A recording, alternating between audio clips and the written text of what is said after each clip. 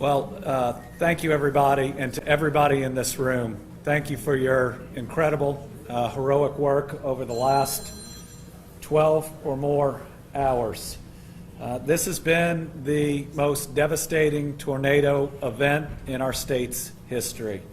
And for those that have seen it, what it's done here in Graves County and elsewhere, it is indescribable.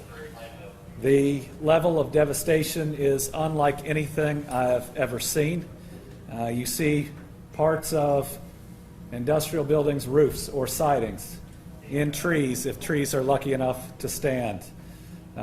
Huge metal poles bent in half, if not broken. Buildings that are no longer there. Huge trucks that have been picked up and thrown. And sadly, far too many homes that people were likely in, entirely devastated. This will be, I believe, the deadliest tornado system to ever run through Kentucky. You know, earlier this morning at about 5 a.m., we were pretty sure that we would lose over 50 Kentuckians. I'm now certain that that number is north of 70. It may, in fact, end up exceeding 100 before the day is done. The damage is even worse now that we have first light. A couple places have been hit incredibly hard, certainly Mayfield here in Graves County, but everywhere along the line of this tornado that touched down and stayed down for 227 miles, over 200 in Kentucky, has been severely and significantly impacted.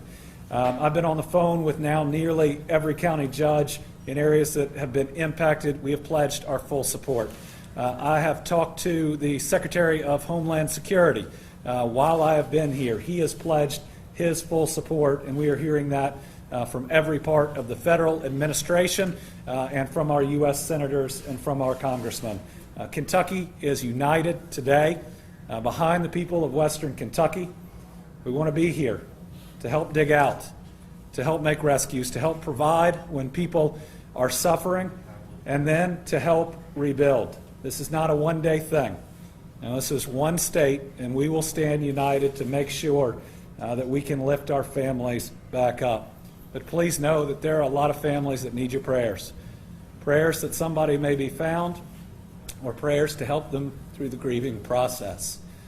Dawson Springs up the road also hit incredibly hard. That's where I'll be headed next.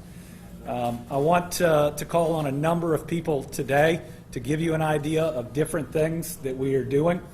I can tell you that the state of emergency was put into place last night before midnight. The National Guard is deployed and will be in communities very shortly, and that is now going to be augmented. We need more individuals in the field. We're going to hear from our Adjutant General in a minute. But first, I want to turn it over to Jesse, the county judge here, who has been working really hard. And then we'll hear from the mayor, and then we'll move to emergency management, National Guard. We'll hear from the Transportation Cabinet and what they're doing, state police, and others. Judge. Thank you, Governor.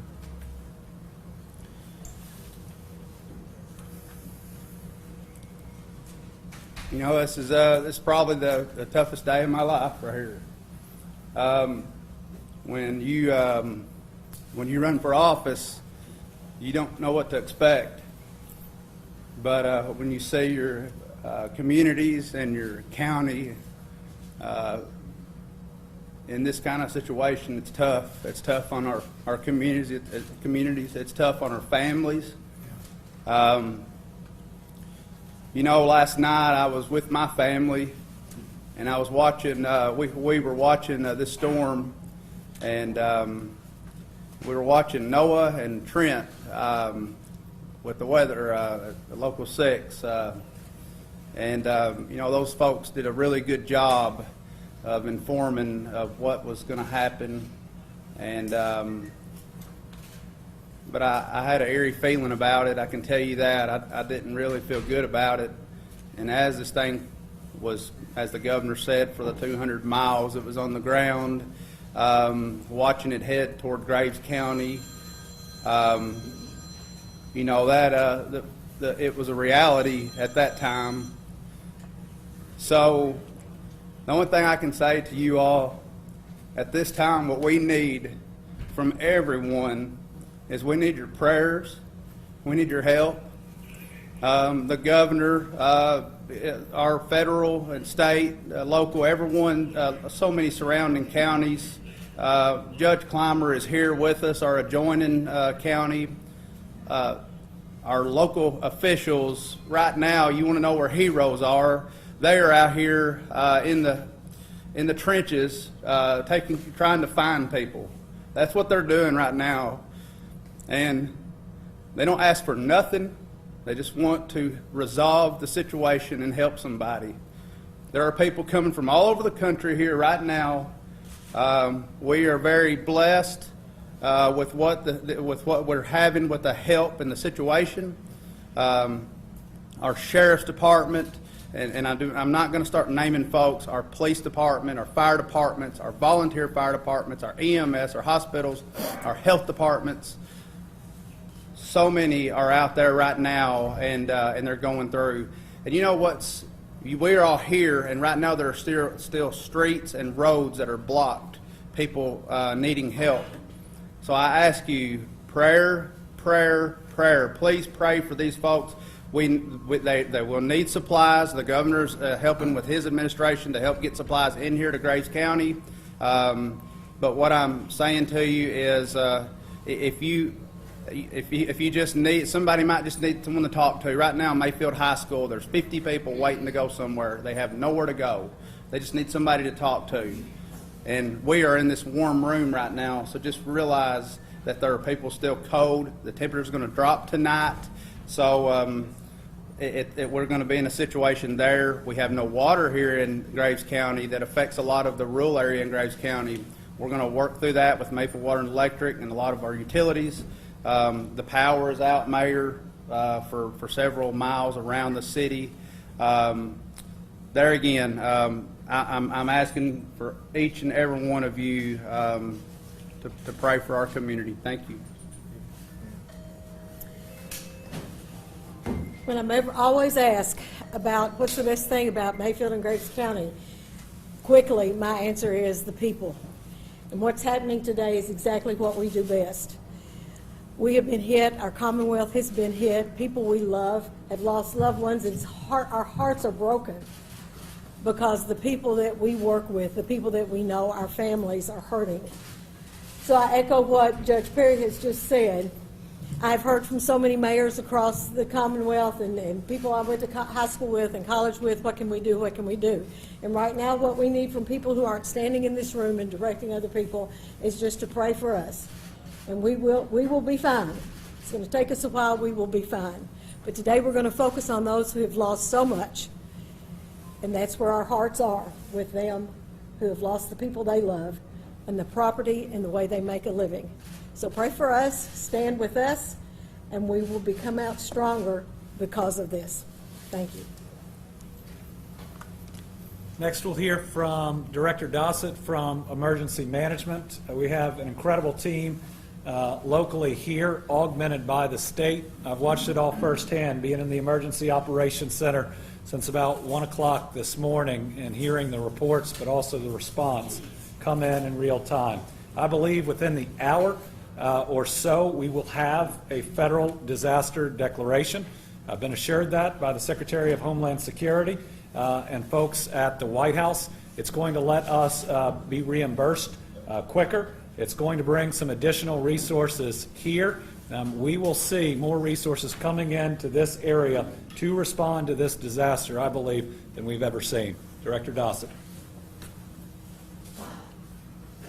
Thank you, Governor. And my first comments are to those families of those we have lost. My sincere hope for a speedy recovery. We'll be with you for weeks, months, and years in this fight. Already you've seen neighbors helping neighbors. That's what Kentucky do. Thank you to the judge and to the mayor. We're here with federal support and state support. As the governor indicated, we have the Kentucky Transportation Cabinet already on the ground. The National Guard is here. The governor has spoken this morning with Deanne Criswell. She is the FEMA administrator Already in progress on the highway is a FEMA USAR team, which will assist Graves with the search and rescue out at the plant. We have a power assistance package coming, generators that can power up to a facility as large as a hospital. We have an IMAT team. These are incident management teams that organize the entire effort for weeks. We have an incident support team, which will come right here in Graves County and assist in organizing the search and rescue efforts. I want to thank Louisville Jefferson County Metro EMA, came down, got on the road within 2 hours, and they brought assets from Pleasure Ridge Park, and they're going to be staying for several days. And thank you most of all to all the first responders. You are the true heroes. You were out while the wind was still blowing and the thunderstorms were passing through and the squall lines were here. So thank you for that. We're also looking at, as the governor indicated, we are asking FEMA for immediate reimbursement for Category A and Category B damages. Many of you know what that is, and that will be an immediate process. We have teams from Kentucky Emergency Management. We're sending an IMT team down here as early as tomorrow. So the resources are flowing. We have water on the road. I know your water system was destroyed, including the tower. We also have just had a generous offer from Walmart to start doing drop shipment of bottled water, and we'll continue with that. We're here to help you, and again, any support that you need, don't hesitate to call the state EOC through Tracy. Thank you. Some outside the region, maybe even outside the state, are already asking how they can help. We are working right now on setting up a direct fund. It's going to be, I believe, called the Western Kentucky Tornado Relief Fund, that we're going to be able to accept help into and direct it here in the ways that it's needed the most, and to be able to be flexible with the leadership here. That is in process. But I hope everybody can see that this whole state is with this area. You don't just have the governor and the head of all emergency management. We have the head of our Kentucky National Guard, which deploys at all of our largest emergencies. He's here to witness it firsthand. We're already staging operations in, what, about 8 counties or close to it, with requests still coming in. So General Lamberton.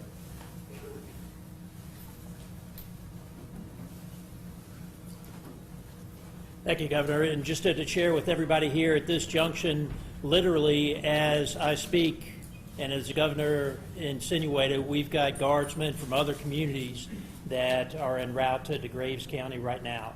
These folks are coming to assist with everything from search and rescue, and I've been able to speak with both the police chief and the fire chief as well, and we've identified some of the concerns as far as security needs as a result of the damage that's been done at this junction. So some of the guardsmen that we've got showing up will also be coming in to address that. We've got representatives from our unit up in Paducah, and he's serving quite simply as kind of a liaison right now to get kind of a on-the-ground assessment of what the needs are. He's feeding those needs.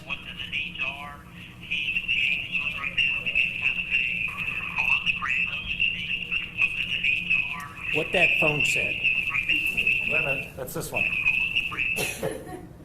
There we go. Apparently all I do is pick it up. Just wanted to be sure that you all are tracking what I was saying, so it was redundant at this junction.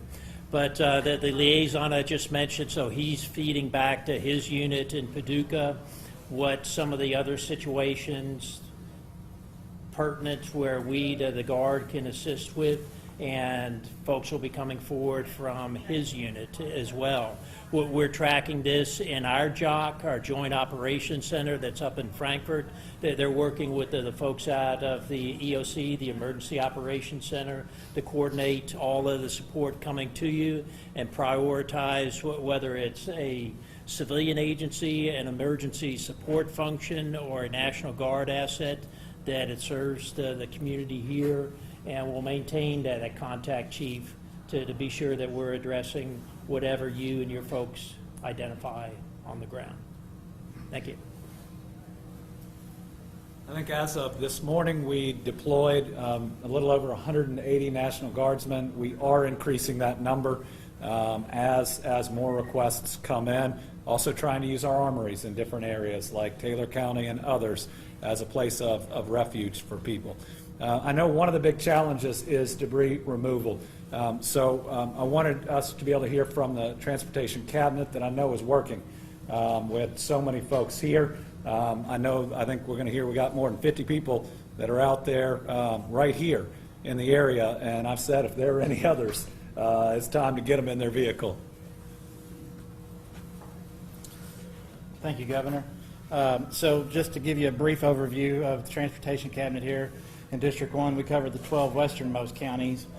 So as this storm passed across western Kentucky, it impacted 5 of our 12 counties: Fulton, Hickman, Graves, Marshall, and Lyon counties. And so in those counties specifically, we have our internal crews there out on all of our state routes, as well as the county routes that intersect those state routes through the swath of the storm, utilizing loaders, backhoes, track loaders, dozers, excavators, chainsaws, and manpower. Right here alone in the city of Mayfield, we have approximately 20 folks that are from other crews and from our other counties assisting our Graves County crew.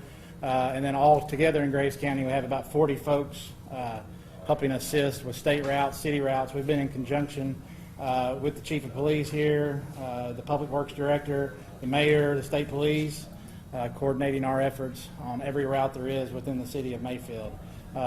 In totality, we have approximately 170 employees across our District 1 that are out in some capacity addressing this particular storm. And again, we have every large piece of equipment that we have at our disposal in operation currently.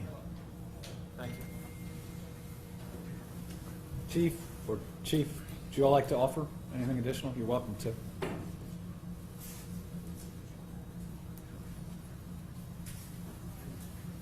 I wanted to make sure we had an opportunity to hear directly from them. They've been doing this work through the night. Then we'll hear from the state police, and we'll open up for questions. I do want to thank ATF that is here, bringing in even more individuals to help out. We appreciate our federal partners. My name is Jeremy Creason. I'm the Fire Chief and EMS Director for the City of Mayfield. Just a quick update. First, our priority one right now is the MCP candle factory. That's where the bulk of our assets are right now. Still working through rescue and recovery operations. It's a large facility that was devastated in this tornado, so it's going to be a long, difficult job. But we've got good crews out there. We've got a lot of help from across the state coming in. We're very thankful for that.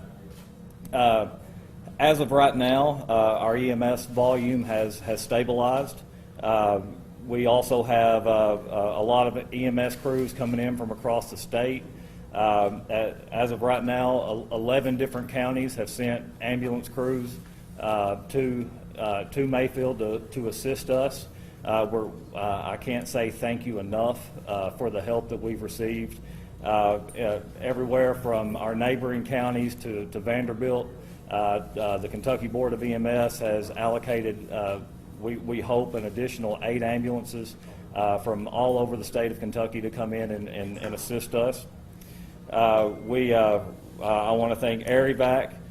They have not only conducted 4 scene flights of critical patients, but they've also allocated staffing from other bases to come in and assist us on our ground operations.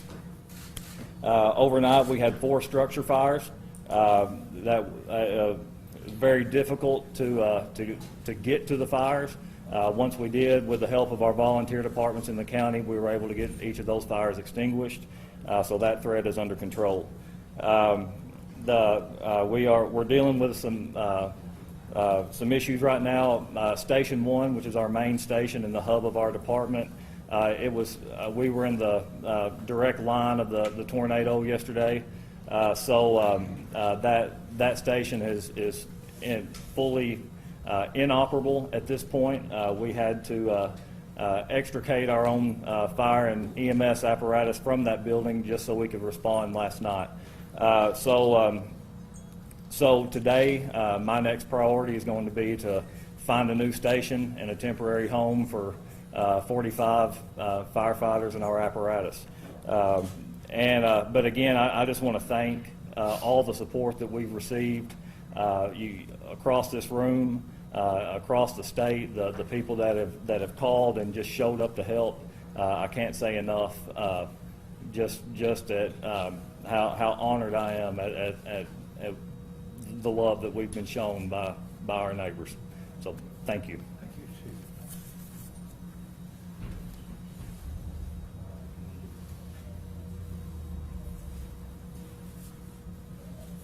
My name is Nathan Kent. I'm the Chief of Police for the City of Mayfield. Our mission is fluid as it's gone through the night, and I think it'll continue to change throughout the next couple of days. We've been blessed with some support from our sister law enforcement agencies. State Police has been here from the beginning. The Murray City Police Department and the Paducah Police Department sent officers early this morning, and they're patrolling in the city to assist the Mayfield Police Department. One of our biggest challenges in the days to come is going to be interoperability and communications. We've lost some of our assets here in the city. State Police Communications Branch is assisting us with that and bringing radios that will allow all of our first responders to be able to communicate not only with the post but with one another. So we're anxious to get that component in place. In addition to the fire station, our police station was destroyed in the storm. The bulk of our fleet that was parked there has also been compromised. But we are making do. Again, we're borrowing vehicular assets from other departments and been very gracious to bring manpower again long before the sun came up this morning. The Mayfield Police Department will begin 12-hour shifts later this evening. We've sent some of our people that had been out 24 hours to get some rest while these other departments were here to help us. Beginning tonight, we'll provide a 24-hour patrol again beginning this evening.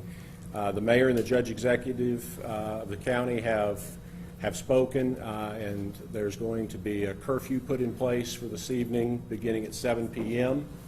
The particulars of that will be that within the city limits and those parts of the county that have been directly affected by the path of the storm. So after dark, we'll go dusk to dawn. If you're not an emergency responder, you need not be in any of those areas after dark. If you are, our law enforcement officers are going to investigate those circumstances. So we just ask for the public support. We still have much work to do in terms of foot searches within the city limits themselves to make sure that we've found everybody that needs assistance and needs help. That, I'm sure, will go on not only today but beyond. So very grateful for the help that we've been given. Very grateful for the governor's response and for the state's response. It would be overwhelming, I think, without knowing that we had those resources coming as well. So I don't want to step away without saying that our first priority is with the families that have lost people. And I'm just proud of the men and women that have stepped forward here to help those folks in need. Last, we'll hear from the Kentucky State Police, working through the night in every region that have been impacted. One way I was getting my information in real time. So it's Trooper Burgess. Yes, sir. Please. Thank you, Governor. The state police has been working very closely with all of our local agencies here to assist in any way we can. We are working to get communications working for all of our local agencies together. Our primary focus right now is preserving as many lives as we can. We are asking that anybody who is not an emergency responder, if they are currently in a safe location, to remain there and not enter into the areas where we are working so that we can get the help to the people that need it as quickly as possible. We appreciate all the support from our local agencies that are here to help us from surrounding counties and beyond. And again, we're just here to try and preserve as many lives as possible. Thank you. All right. We'll open it up for questions. If you just start by who the question is for. We want to make sure the public is getting the very best information possible. Mark? This would be just for anybody who's at the site conducting the search and rescue. How difficult is the search and rescue at the factory, and what hope remains that people might still be alive there? I'll turn it over here in a second to those that have been there all night, but I just came from there. We're going to lose a lot of lives in that facility, and I pray that there will be another rescue.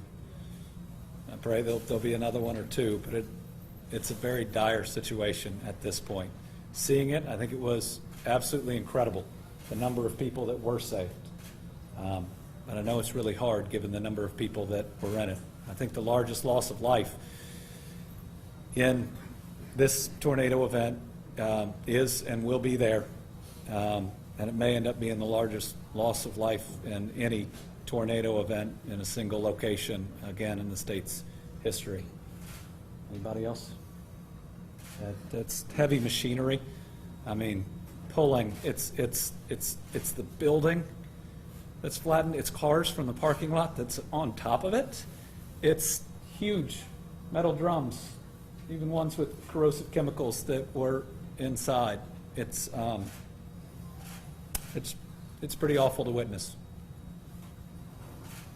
Do you have any idea how many rescues you've effected through the night to this point?